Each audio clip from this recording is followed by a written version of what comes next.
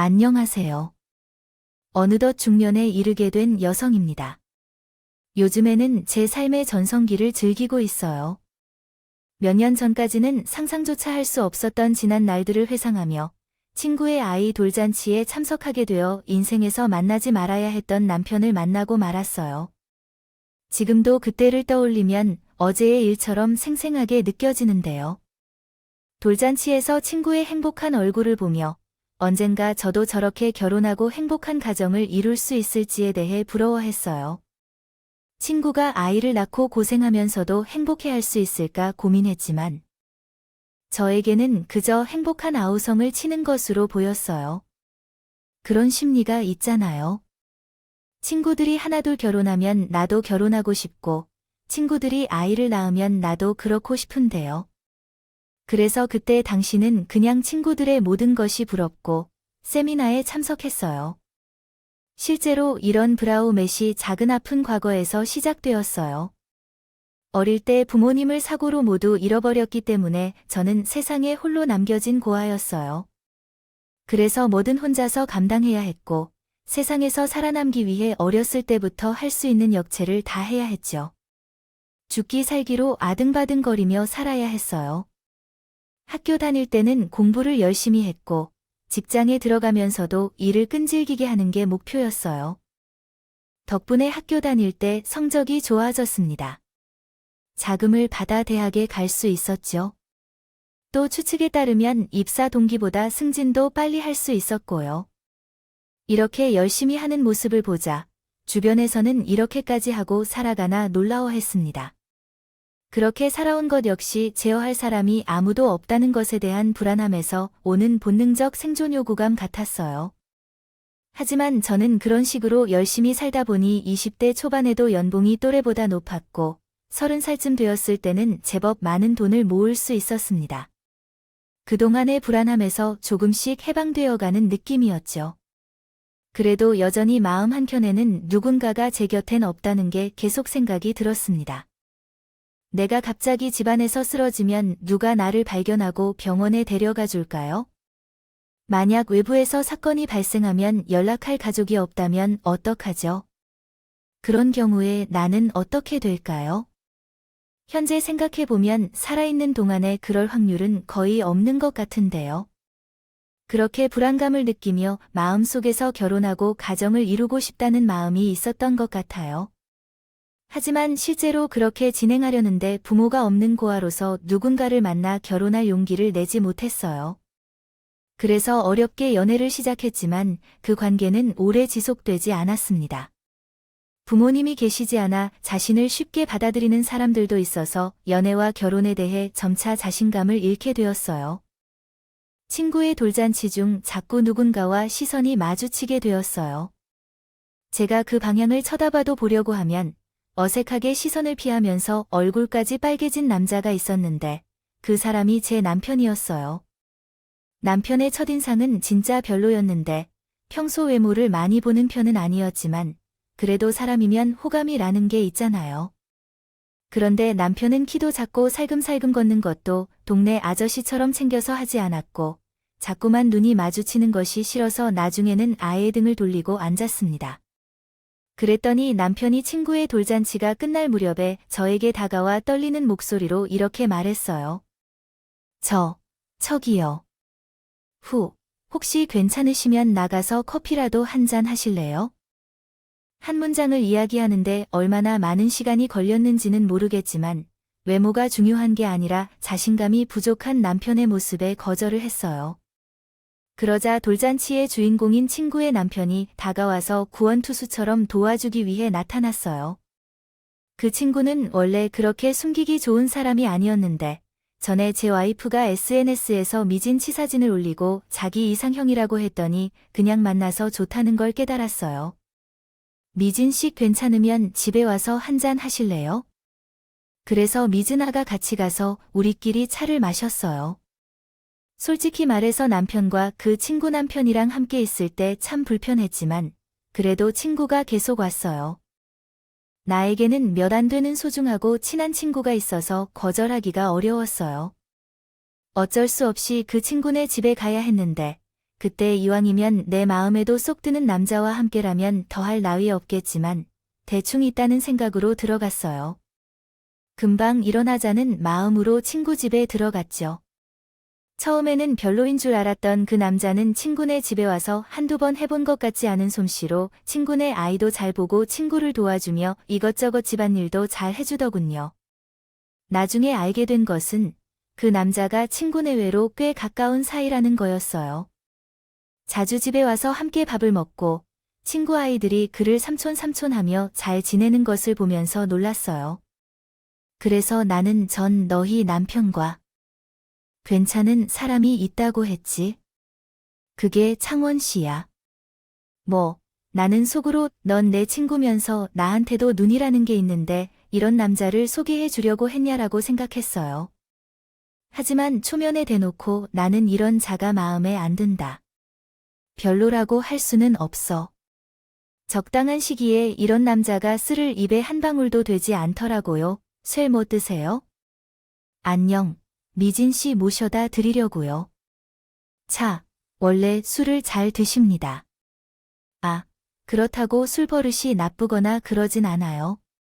처음에 말도 잘 못하던 이 시간이 지나간 남편은 제 앞에서도 제법 말을 잘했어요. 무슨 일이 있든 남편이자 상하다는 걸 알겠더라고요. 또한 내가 마음이 내키지 않아도 친구들과 어울리는 모습은 그러했습니다. 그리고 우리가 둘이서 만난 적이 있었죠. 전혀 예상하지 못했던 호감이 생겼어요.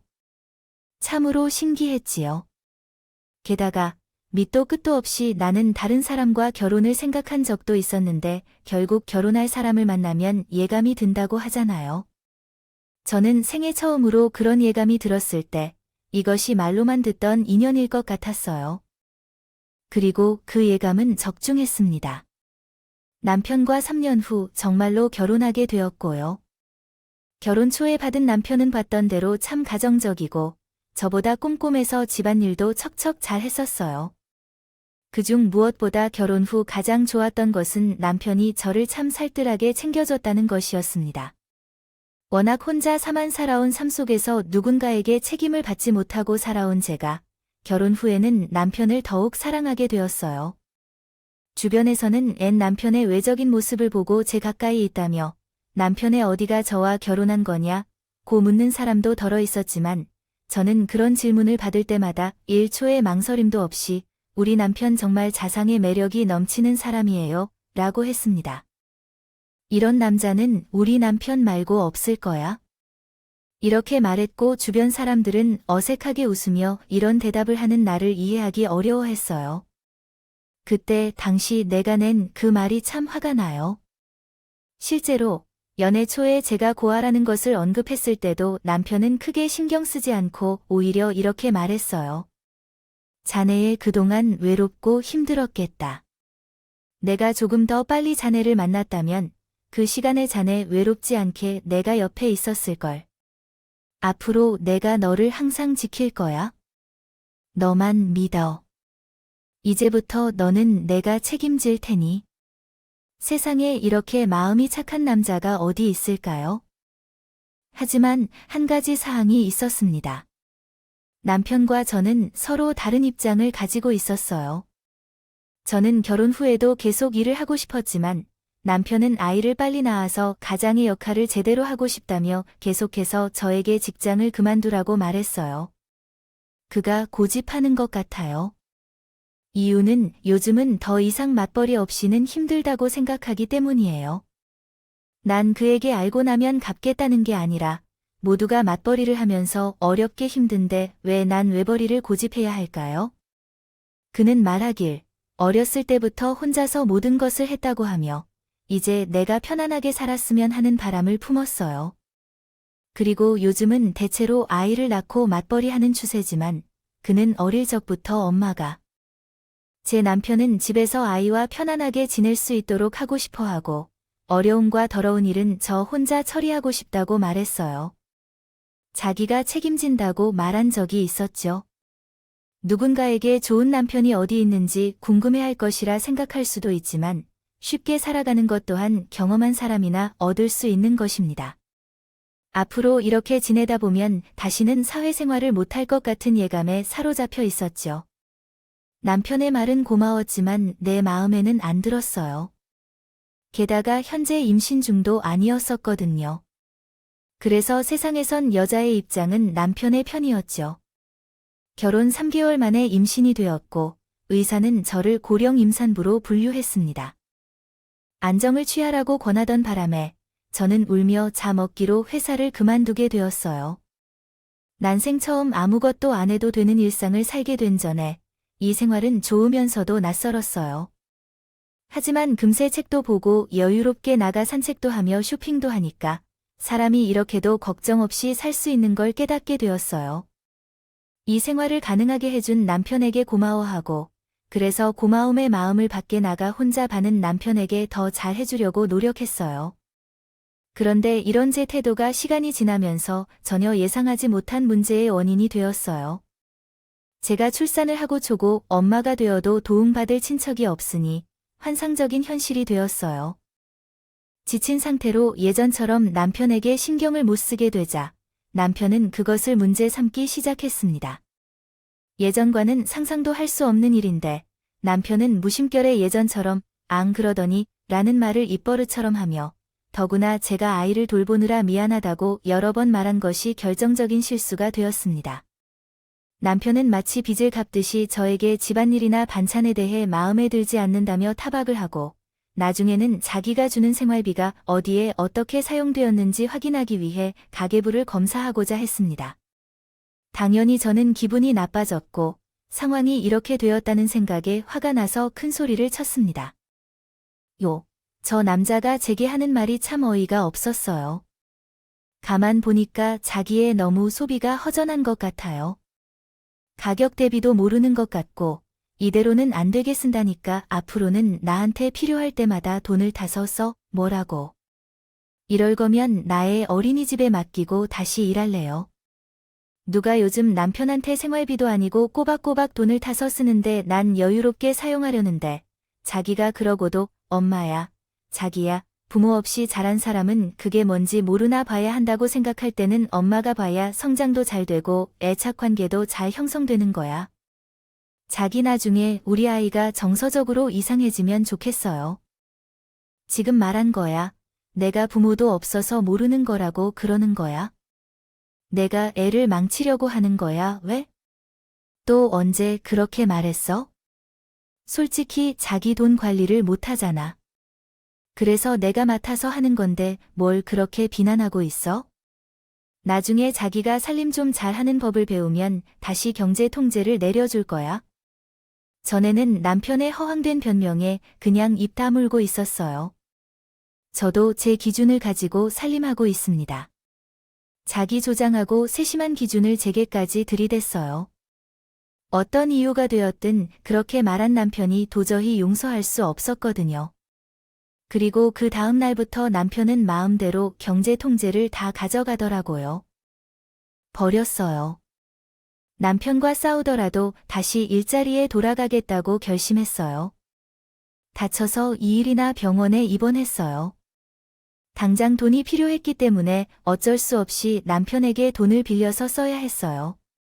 하루에도 몇 번씩 필요한 물건이 생기고 떨어지는데 나 혼자 사용하는 것이 아니라 다른 사람과 함께 사용하는데 이런 상황에서 부탁하는 것 같아서 창피하기도 하고 치사하고 견디기 어려워요. 또 돈을 받을 때마다 눈치가 보이는데 그래서 못해 먹겠어요. 게다가 남편이 이 부분에 불만을 가지고 있다는 것을 알면서도 왜 그런지 알 수 없고 무엇보다도 너무 비싸다는 이유로 견제합니다. 그가 일하러 나가서 돈을 번 것을 알면서도 자기가 번 돈만 대사량 쓰는 것 같아서 매우 싫어요. 단돈 10,000원을 쓰더라도 조금 현명하게 쓸 수 없는 다른 집 와이프들은 돌 10원에도 벌벌한다고 하던데 아니 100원짜리가 1,000원이 딴 이도 아니고 무슨 최저가를 검색해 달라는 요구다. 누구는 밖에 나가도 난 벌어 가나요?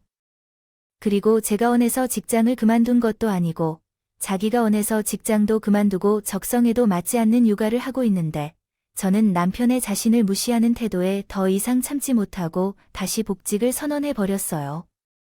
복직이 요즘 사회에 어떻게 돌아가는지 알게 된 해 자기가 편안히 집에 있는 동안 세상은 많이 변해 그 세상이 어떤 것을 알고 있지 않다라고 경력도 끊기고 있는 당신을 어느 회사가 쓴다. 큰 소리 내지 말고 그냥 내가 할 일이나 하면서 나를 잘 돌봐줘. 쓸데없는 소리 하지 말고 내 남편의 말과 태도에 진심으로 놀랐어. 현실을 깨닫게 해준 남편의 모습을 보니 내 남편은 생긴 것 말고는 아쉬운 점이 있지만 성격이 좋고 인격이 바르다고 생각했는데 그것도 아니었구나 싶었어. 그래서 나는 어떻게 된 거지 하다 보니 다시 밖에 나가서 일을 해야겠다는 생각을 하게 됐어. 참, 인정하긴 싫지만 사회는 정말로 결혼은.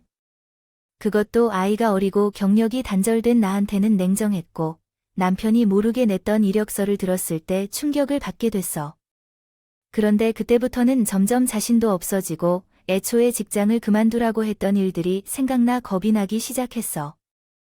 남편에게 미움과 원망의 화살이 되풀이되고 있었어요.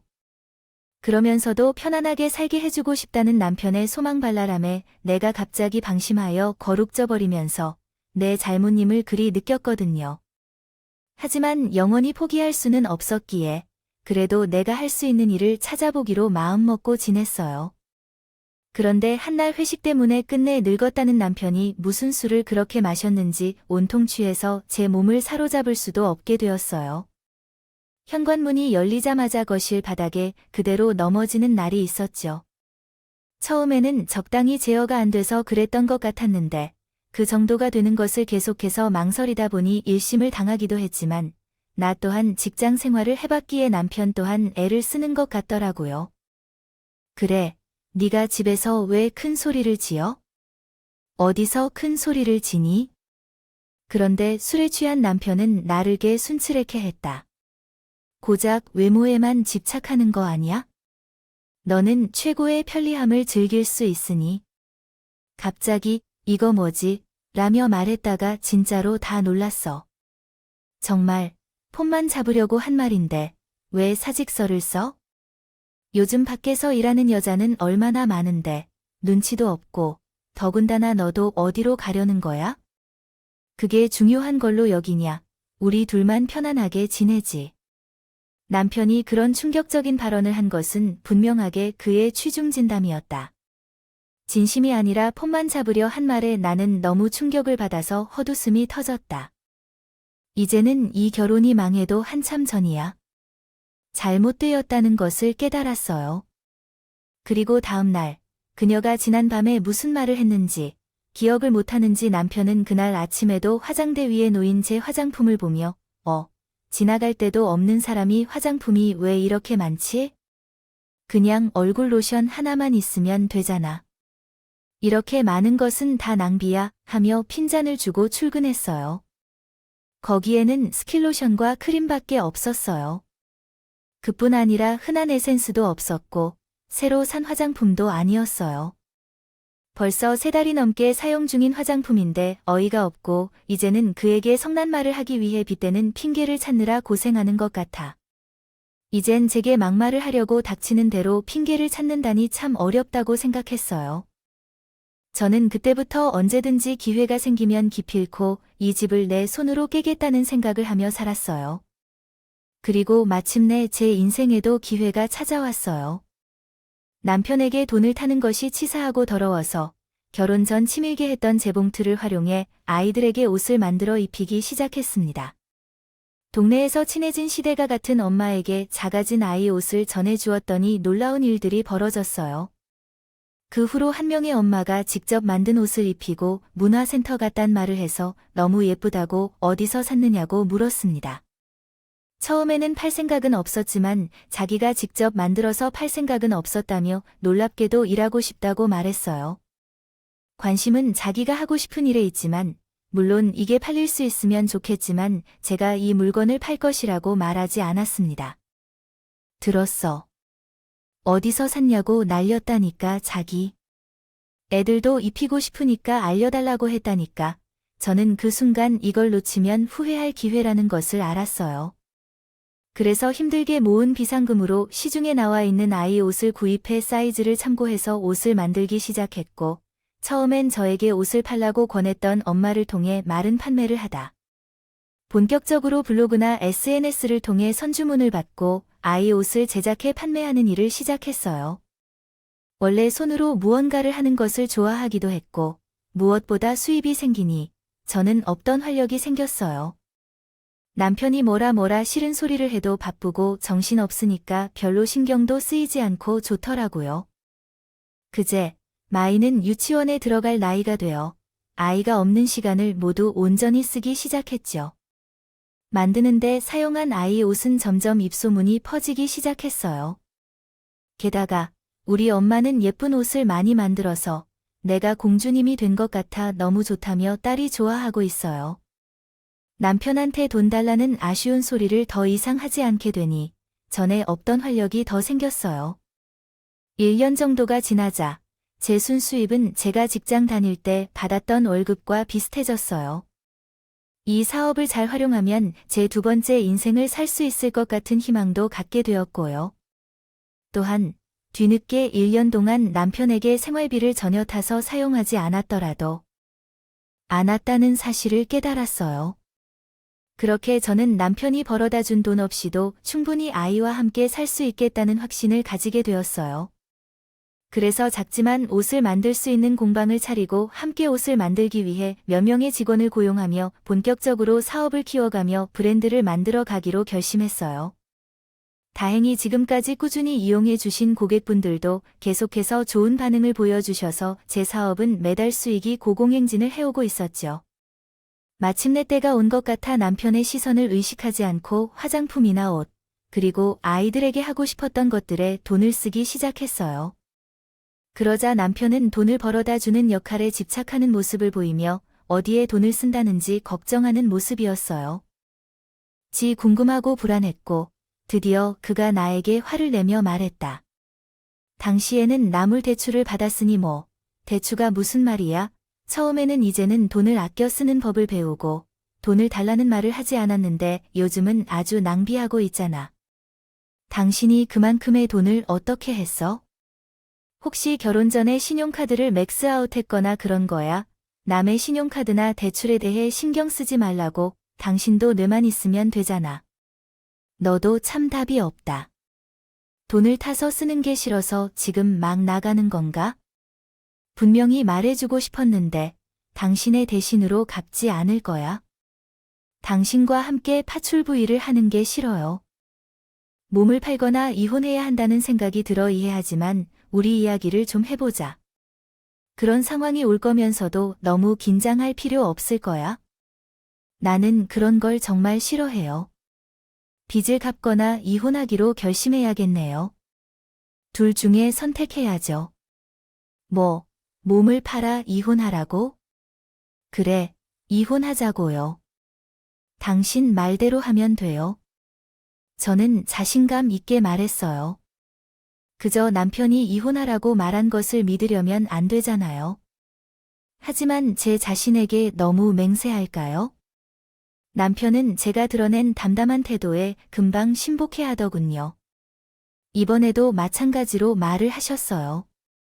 혹시 좀 미리 말하지 않을까 싶어 지금 이혼을 원하시는 건가요? 남편은 혹시 제게 손해가 갈 것 같아 걱정하시는 모습이 나왔어요.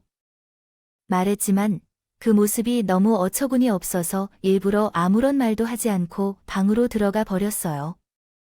그리고 정확히 뭐가 뭐인지 모르는 남편의 이혼하자는 말이 쏙 들어갔고 저만 봐도 복원일까까 하며 머리를 막 굴리는 것 같았어요.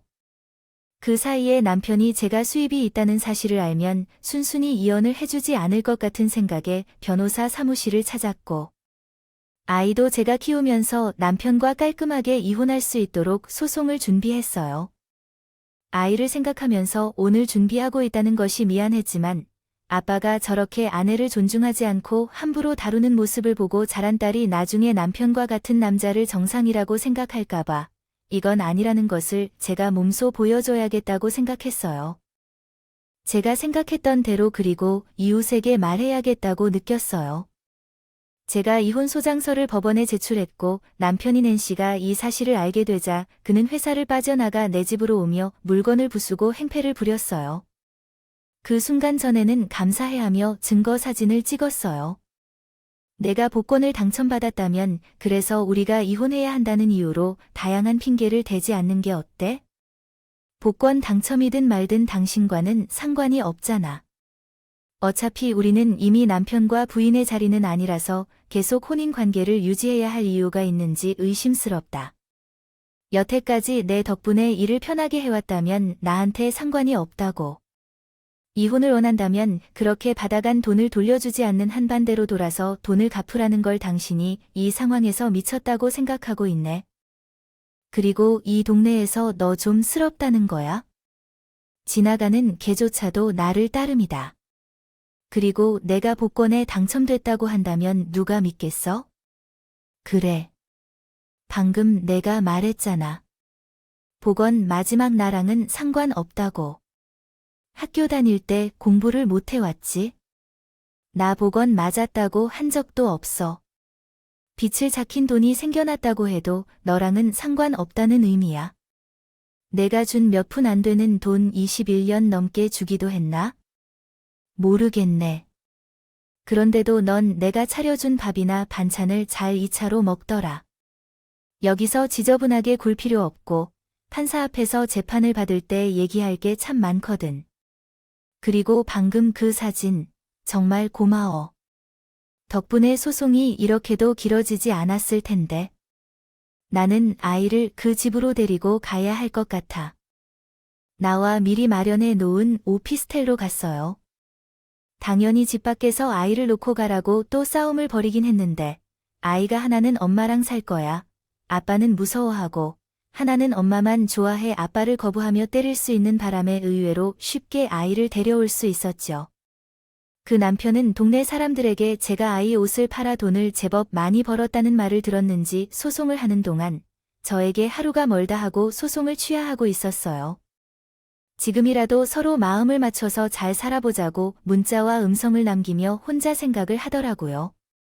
나중에는 그것도 듣기 싫어서 아예 핸드폰 번호를 바꿔버렸어요.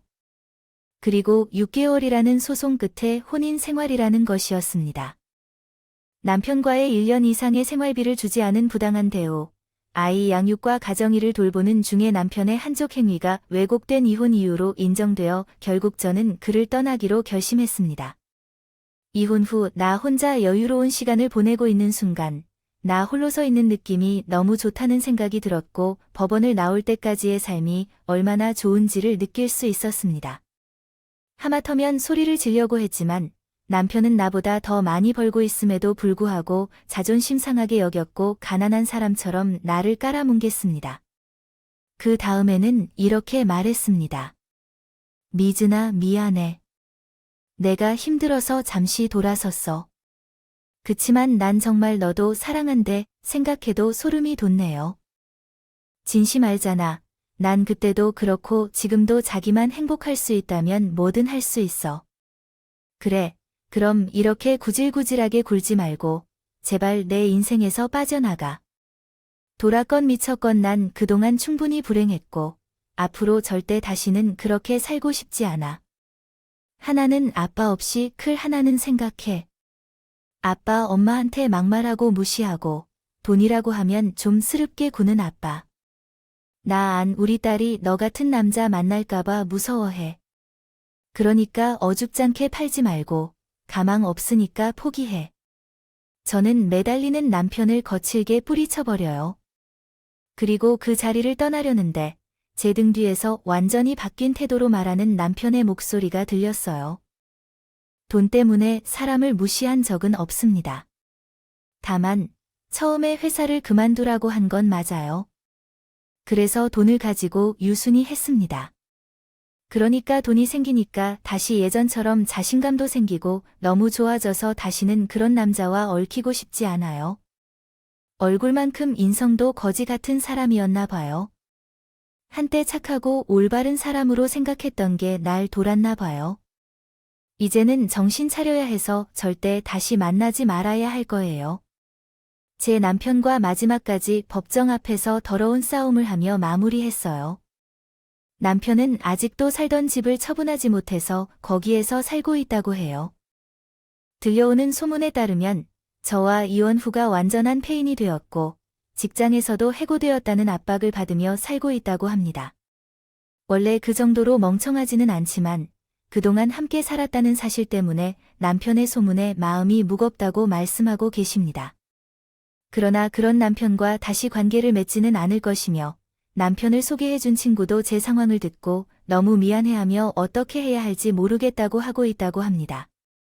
무슨 생각으로 그런 사람을 소개했는지 이해할 수 없으며 결혼을 선택한 것은 본인이었으나 괜찮다고 하셨다고 합니다.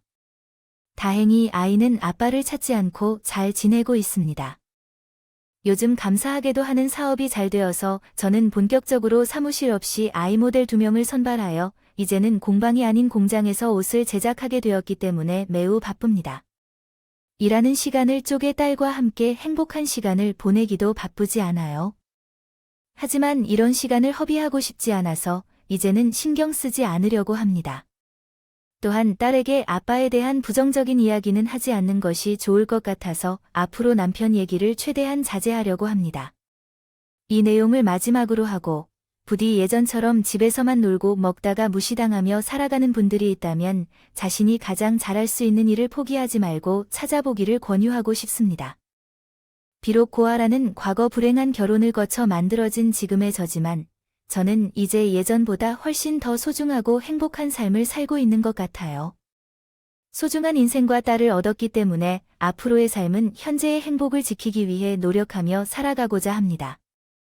지금까지 저희 이야기를 들어주셔서 감사합니다. 여러분 모두 행복하길 바랄게요. 그리고 여러분 사회원님들, 응원과 현명한 조언을 부탁드립니다. 좋아요와 구독은 저에게 큰 힘이 됩니다. 오늘도 좋은 일들이 가득하시길 바라요.